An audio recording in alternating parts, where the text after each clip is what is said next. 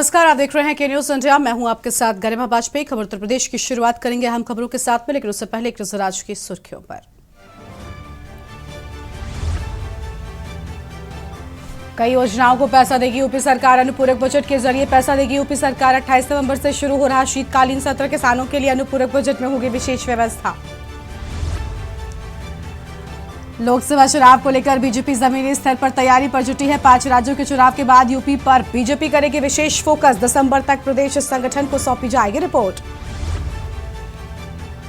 BSP supremo Mayawati का राजस्थान का दौरा। धौलपुर और भरतपुर जिले में करेंगी जनसभा। चुनावी जनसभाओं को संबोधित करेंगी बीएसपी सुप्रीमो मायावती।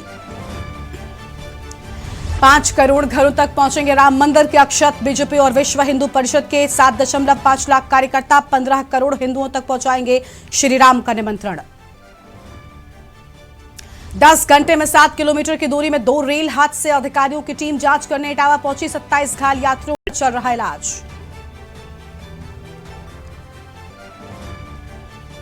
कानपुर में प्रदूषण ने बढ़ा दिया आंखों के मरीज। ओपीडी में 15% मरीजों में हुई वृद्धि। आंखों में लालिमा और जलन शुरू।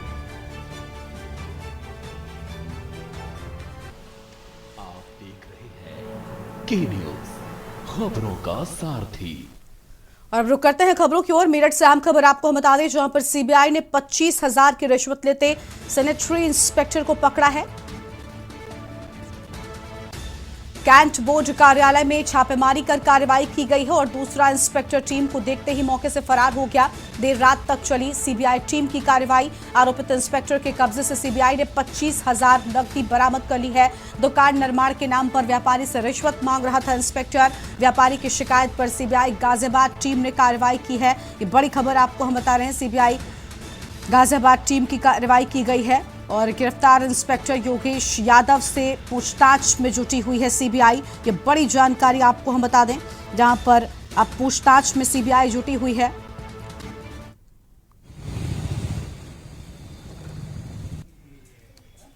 तो यह हम खबर आपको हम बता रहे हैं।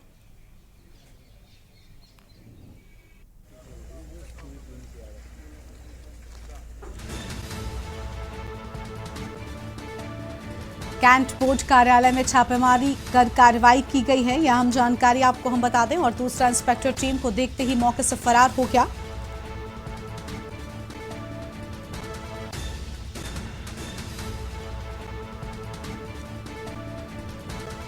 आरोपित इंस्पेक्टर के कब्जे से सीबीआई ने 25,000 नकदी बरामद कर दी है और दुकान निर्माण के नाम पर व्यापारी से रिश्वत मांग रहा था इंस्पेक्टर।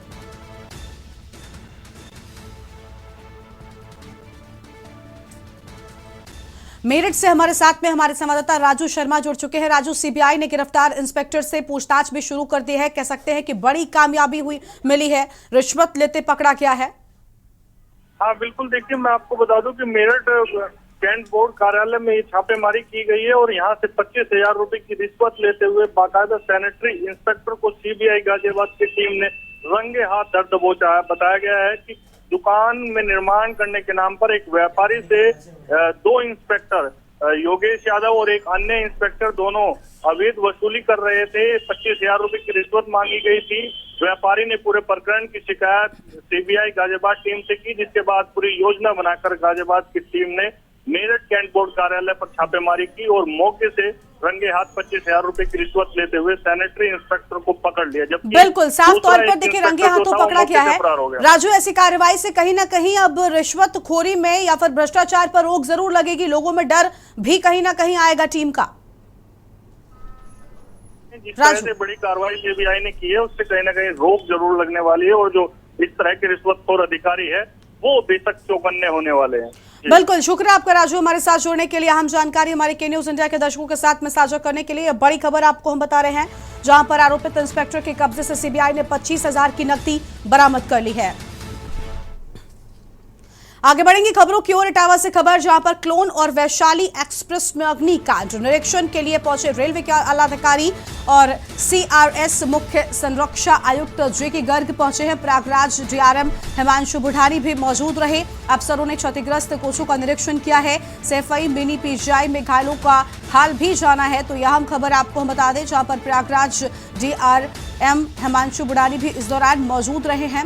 और यहाँ हम खबर आपको हम बता रहे हैं मुख्य संरक्षा आयुक्त अजय के गर्ग भी यहाँ पर पहुंचे हैं। तो ये बड़ी जानकारी आपको हम बता दें, प्रयागराज डीआरएम हिमांशु बुढ़ानी भी इस दौरान मौजूद रहे। अफसरों ने क्षतिग्रस्त कोचों का भी निरीक्षण किया है। अहम खबर आपको हम बता दें,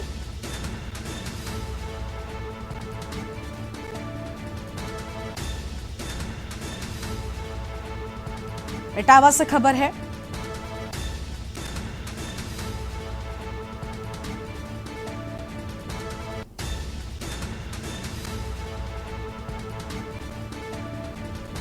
अहम खबर आपको हम बता दें, जहां पर प्रयागराज में डीआरएम हिमांशु बुढ़ानी भी मौजूद रहे।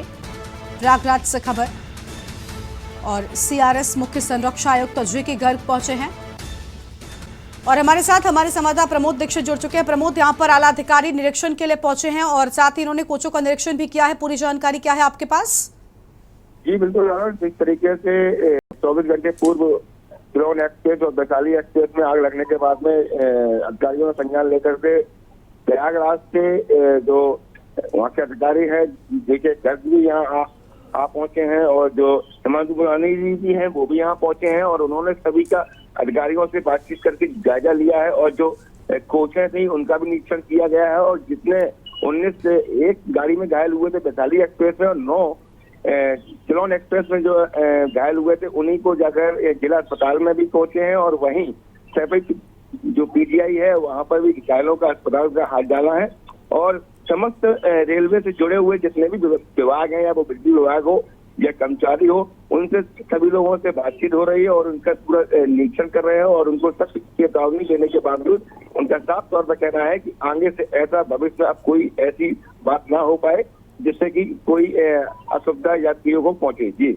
बिल्कुल, साफ तौर पर यहाँ पर कोई भी असुविधा ना हो इसको लेकर चीजें हैं, लेकिन क्या वजह रही आखिर इस पूरे कांड के पीछे? क्या इसको लेकर कोई जानकारी सामने आई है किस वजह से यह हादसा हुआ था?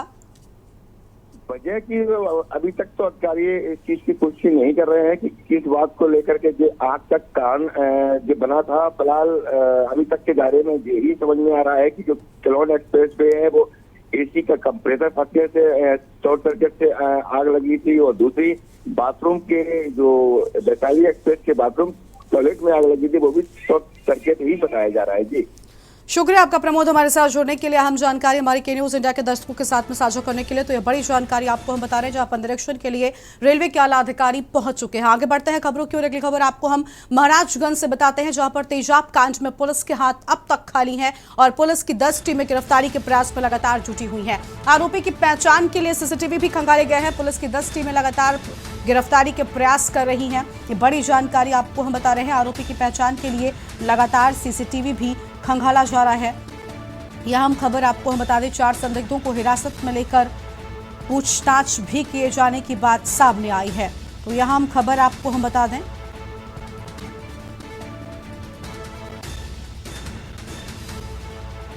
युवती की हालत खतरे से बाहर है, एसपी का कहना है। और बीती रात युवती पर तेजाब फेंका गया था। 10 दिन बाद होने वाली थी युवती की शादी। बिटौली थाना क्षेत्र के एक गांव का ये पूरा मामला है। बिटौली थाना क्षेत्र के गांव का पूरा मामला, ये बड़ी जानकारी आपको हम बता रहे हैं। और महाराजगंज से खबर, तेजाब कांड में पुलिस के हाथ खाली है। तो महाराजगंज से यह अहम जानकारी आपको हम बता रहे हैं।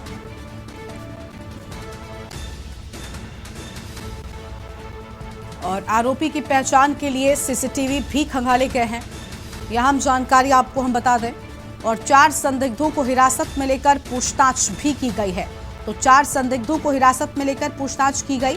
बीती रात युवती पर तेजाब फेंका गया था, यह हम जानकारी आपको हम बता दें।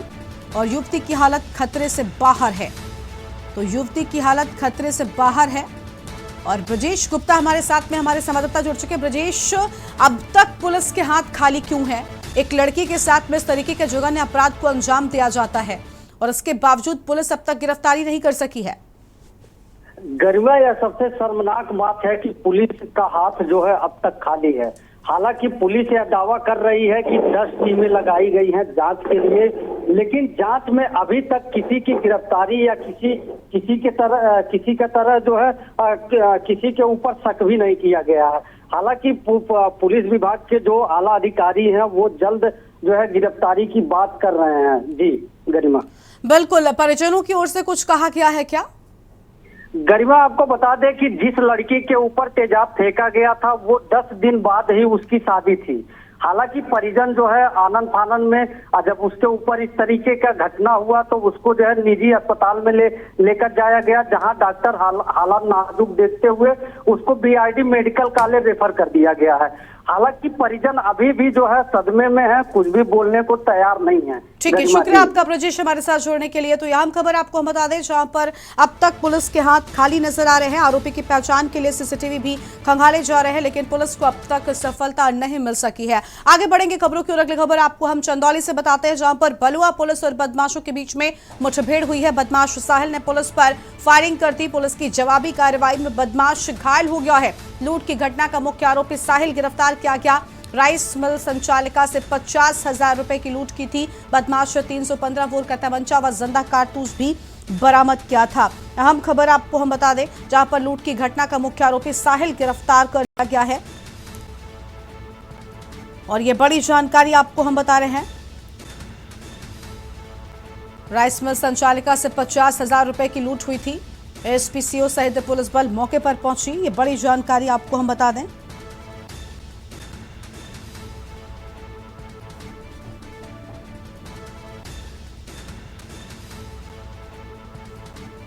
चंदौली से खबर है, जहां बलुआ पुलिस और बदमाशों के बीच में मुठभेड़ हुई है। तो चंदौली से आम खबर, बदमाश साहिल ने पुलिस पर फायरिंग की। तो बदमाश साहिल ने पुलिस पर फायरिंग की। पुलिस की जवाबी कार्यवाही में बदमाश के घायल होने की बात सामने आई है। तो पुलिस की जवाबी कार्रवाई में बदमाश घायल। लूट की घटना का मुख्य आरोपी साहिल गिरफ्तार किया गया है। चंदौली से खबर। में लगभग 9:15 बजे प्रभारी निरीक्षक बलुआ और उनकी टीम द्वारा एक शातिर लुटेरे की गिरफ्तारी की गई है। चेकिंग के दौरान शातिर लुटेरे द्वारा पुलिस टीम पर अपने को घिरता देख और गिरफ्तारी की आशंका से फायरिंग की गई। अपराधी की फायरिंग से एक पुलिस उप निरीक्षक अभिषेक शुक्ला के बीपी जैकेट पर गोली लगी और पुलिस ने भी जब आत्मरक्षार्थ जवाबी फायरिंग किया तो शातिर अपराधी के पैर में गोली लगी। और अगली खबर बुलंदशहर से आपको हम बता दें, जहां पर पुलिस और बाइक सवार बदमाशों में मुठभेड़ हो गई। पुलिस की जवाबी कार्रवाई में 2 बदमाश घायल हो गए हैं। बदमाशों के कब्जे से बाइक और 2 तमंचे बरामद किए गए हैं। बदमाशों ने व्यापारी से 50 लाख की फिरौती मांगी थी। बुलंदशहर से बड़ी खबर, पुलिस और बाइक सवार बदमाशों के बीच में जमकर मुठभेड़ हुई है। पुलिस की जवाबी कार्यवाही में 2 बदमाशों के घायल होने की बात सामने आई है। तो 2 बदमाश घायल हुए हैं और इनके कब्जे से बाइक और 2 तमंचे भी बरामद कर लिए गए हैं। अहम खबर आपको हम बता दें, बदमाशों ने व्यापारी से 50 लाख की फिरौती मांगी थी, जिसके बाद पुलिस और बदमाशों के बीच जमकर मुठभेड़ हुई है। बदमाशों के कब्जे से बाइक और 2 तमंचे भी पुलिस ने बरामद कर लिए हैं। तो यह अहम जानकारी आपको हम बता रहे हैं। बदमाशों ने व्यापारी से 50 लाख की फिरौती मांगी थी। बदमाश सौरभ और ऋषभ की तलाश में पुलिस जुटी हुई है। अहम खबर आपको हम बता दें, पुलिस की संयुक्त कार्यवाही से बदमाश पकड़े गए। तो पुलिस की संयुक्त कार्रवाई से पकड़े गए बदमाश। बुलंदशहर से खबर, पुलिस और बाइक सवार बदमाशों में मुठभेड़ हुई है। अहम जानकारी आपको हम बता रहे हैं, पुलिस की जवाबी कार्यवाही में 2 बदमाश घायल हो गए। तो पुलिस की जवाबी कार्यवाही में 2 बदमाशों के घायल होने की बात सामने आई। बदमाशों के कब्जे से बाइक और 2 तमंचे बरामद हुए हैं। और बदमाशों ने व्यापारी से मांगी थी 50 लाख की फिरौती। तो 50 लाख की फिरौती मांगी थी और बदमाशों के कब्जे से बाइक और 2 तमंचे बरामद होने की बात सामने आई है। बदमाशों ने व्यापारी से 50 लाख की फिरौती मांगी थी। अहम खबर आपको हम बता रहे हैं। और बदमाश सौरभ और ऋषभ की तलाश में पुलिस जुटी हुई है। पुलिस की संयुक्त कार्यवाही से बदमाश पकड़े गए हैं। यह अहम जानकारी आपको हम बता दें। और बुलंदशहर से खबर है, पुलिस और बाइक सवार बदमाशों में जमकर मुठभेड़ हुई है। तो मुठभेड़ की बात सामने आई है। यह अहम जानकारी आपको हम बता रहे हैं।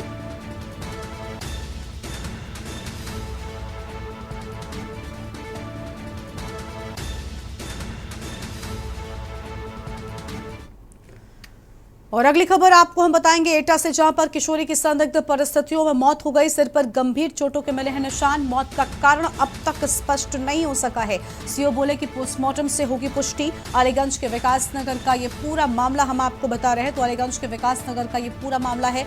मौत का कारण अब तक स्पष्ट न होने की बात कही गई है। आम जानकारी आपको हम बताते हैं और सीओ बोले कि पोस्टमार्टम से पुष्टि होगी।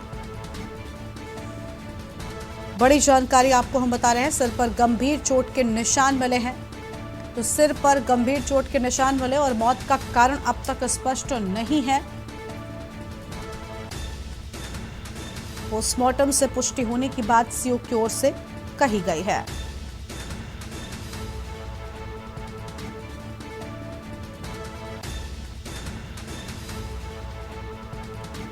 एटा से खबर, किशोरी की संदिग्ध परिस्थितियों में मौत हुई। सिर पर गंभीर चोटों के निशान मिले हैं। आम जानकारी आपको हम बता दें और एक ब्रेक से खबर आपको हम बताते हैं, जहां पर यूपी विद्यालय प्रबंधक एसोसिएशन ने प्रेस वार्ता की है। राष्ट्रीय अध्यक्ष राम नरेश भारतीय ने की प्रेस वार्ता और संरक्षक पूर्व सांसद शीश राम रवि भी इस दौरान मौजूद रहे हैं। आम जानकारी आपको हम बताते हैं और शिक्षा के ठेकेदारों पर गंभीर आरोप लगाए गए। कहा कि पंडित दीनदयाल उपाध्याय के सपनों पर पानी फेरा जा रहा है। सरकार से वित्तीय सहायता की एसोसिएशन ने मांग भी की है। शिक्षा के ठेकेदारों पर गंभीर आरोप लगाए गए हैं। ये बड़ी जानकारी आपको हम बता दें और आपको बता दें कि प्रेस वार्ता में कई अहम चीजें निकलकर सामने आई हैं। 500 विद्यालयों की जांच पुनः अधिकारियों से कराने की मांग भी की गई है। उन्होंने कहा कि पंडित दीनदयाल उपाध्याय के सपनों पर पानी फेरा जा रहा है। सरकार से वित्तीय सहायता की भी एसोसिएशन ने मांग की है। आज की जो प्रेस वार्ता है उसका उद्देश्य ये है कि उत्तर प्रदेश विद्यालय प्रबंधक एसोसिएशन 2018 से प्रदेश के अनुसूचित जाति, पिछड़ा वर्ग, सामान्य गरीब जाति के बच्चों को शिक्षा देने वाले विद्यालयों को अनुदान हेतु पंडित दीनदयाल समग्र शिक्षा योजना बनाने के लिए प्रयास किया था। लखनऊ से अगली खबर आपको हम बता दें, जहां पर रोडवेज बसों को किराया कम करने की तैयारी है। प्रधान प्रबंधक के नेतृत्व में बनी कमेटी, निदेशक मंडल कमेटी के सामने प्रस्ताव रखे जाने की बात सामने आई। साधारण बस का किराया 7% कम करने की तैयारी है और एसी का किराया 10% तक कम हो सकता है। किराया ज्यादा होने से बसों में यात्री कम हो गए हैं। 77 करोड़ का रोडवेज को नुकसान हुआ है। लखनऊ से बड़ी जानकारी आपको बता दें, जहां पर किराया कम करने की तैयारी, साधारण बस का किराया 7% तक कम करने की तैयारी की जा रही है। आम खबर आपको हम बता दें और एसी का किराया 10% तक का कम हो सकता है। तो रोडवेज बस के किराए में कमी आ सकती है किराया ज्यादा होने से, क्योंकि बसों में यात्रियों की संख्या काफी कम हो गई है, जिसके चलते बड़ा नुकसान भी रोडवेज को हुआ है। 77 करोड़ के नुकसान की बात सामने आ रही है। आम खबर आपको हम बता दें, जहां पर लखनऊ से खबर, रोडवेज बसों का किराया कम करने की तैयारी की बात सामने आई है। तो यहाँ हम खबर आपको हम बता दें और प्रधान प्रबंधक के नेतृत्व में एक कमेटी बनी है। आम जानकारी आपको हम बता रहे हैं और निदेशक मंडल कमेटी के सामने रखेगा प्रस्ताव। तो निदेशक मंडल कमेटी के सामने प्रस्ताव रखेगा और साधारण बस का किराया 7% कम करने की बात सामने आ रही है।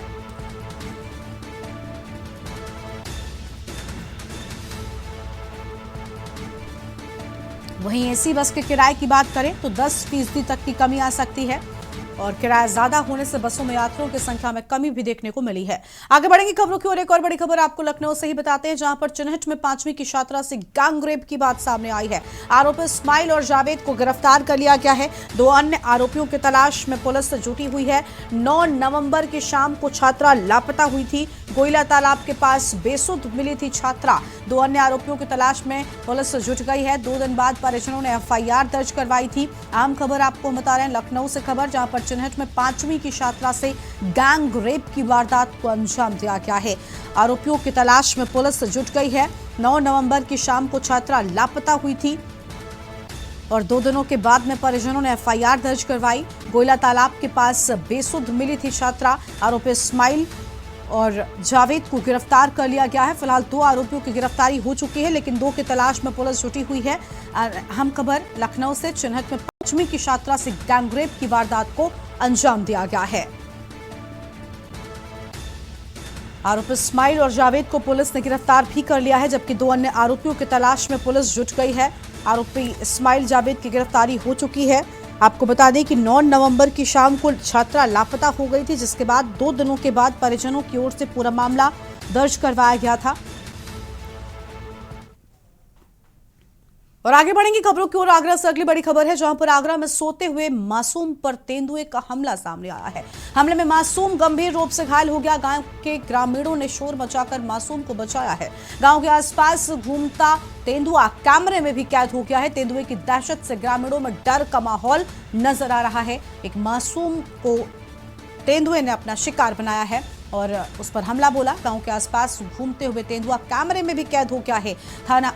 थाना सैया क्षेत्र के विरहरू गांव का ये पूरा मामला है, जहां पर एक मासूम बच्चे को शिकार बनाया। आगरा में सोते हुए मासूम पर तेंदुए का हमला। तेंदुए की दहशत से अब लोगों में डर नजर आ रहा है। पुलिस ने तेंदुए को लेकर अलर्ट भी जारी कर दिया है। गंभीर रूप से इस हादसे में मासूम के घायल होने की बात सामने आई है।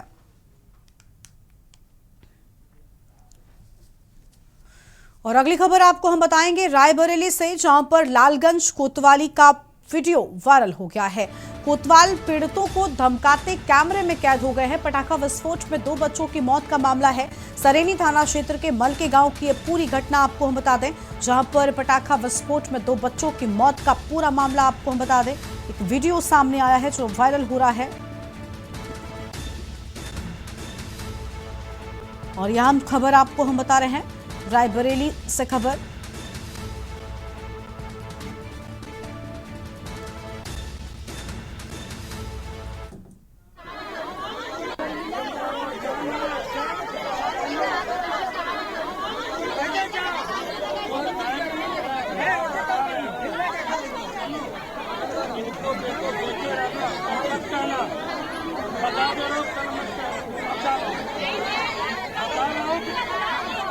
चाहिए, इसके परिवार को चाहिए, इसको जमीन मिलेगी। अब तू जो नुकसान करवा रहा है इसका ना। और अगली खबर मथुरा से है, जहां पर राया पटाखा बाजार अग्निकांड का पूरा मामला। अग्निकांड मामले में बढ़ा मौतों का आंकड़ा। 6वीं मौत से गांव में मातम छाया हुआ है। जल्द से 11 मरीजों का इलाज चल रहा है। परिजनों का जांच के नाम पर खानापूर्ति का आरोप है और एसडीएम और सीओ मामले की जांच कर रहे हैं। गोपाल बाग पटाखा बाजार में आग लगी थी। ये बड़ी खबर आपको हम बता दें। जल्द से 11 मरीजों का इलाज चल रहा है।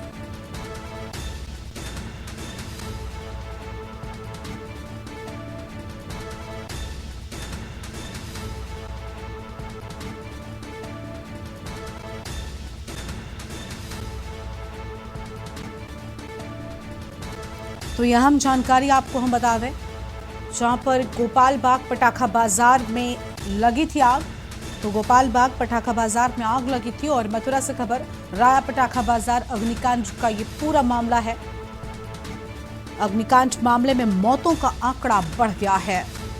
तो अग्निकांड मामले में बढ़ा मौतों का आंकड़ा। 6वीं मौत से गांव में मातम छाया हुआ है। जल्द से 11 मरीजों का चल रहा इलाज। जल्द से 11 मरीजों का इलाज चल रहा है। और यह हम जानकारी आपको हम बता दें, परिजनों का जांच के नाम पर खानापूर्ति का आरोप है। एसडीएम और सीओ मांट कर रहे हैं मामले की जांच।